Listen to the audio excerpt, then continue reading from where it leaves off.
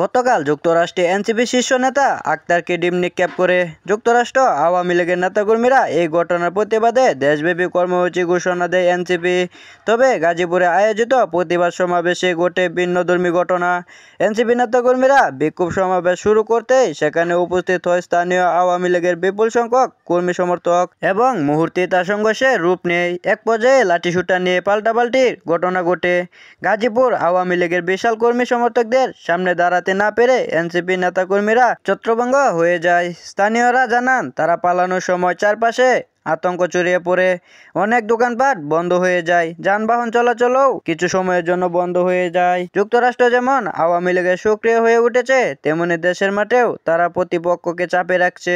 NCP প্রতিবাদ কর্মসূচি থাকলেও বাস্তবে তারা তেমন শক্ত অবস্থান নিতে পারছে না। এদিকে স্থানীয় আওয়ামী লীগ নেতারা বলেন, তারা কোনো অরাজকতা মেনে নেবে না। জনগণের নিরাপদ ও রাজনৈতিক বিশ্লেষণতার স্বার্থে রাজপথে সব সময় সোচ্চার থাকবেন। এনসিপি নেতারা যদি অভিযোগ করেছেন তাদের কর্মসূচিতে হামলা করে বন্ডল করেছে, তবে ঘটনার পর স্থানীয় সাধারণ মানুষ বলেছে আওয়ামী লীগের শক্ত প্রতিরোধের কারণে পরিস্থিতি নিয়ন্ত্রণে আসে।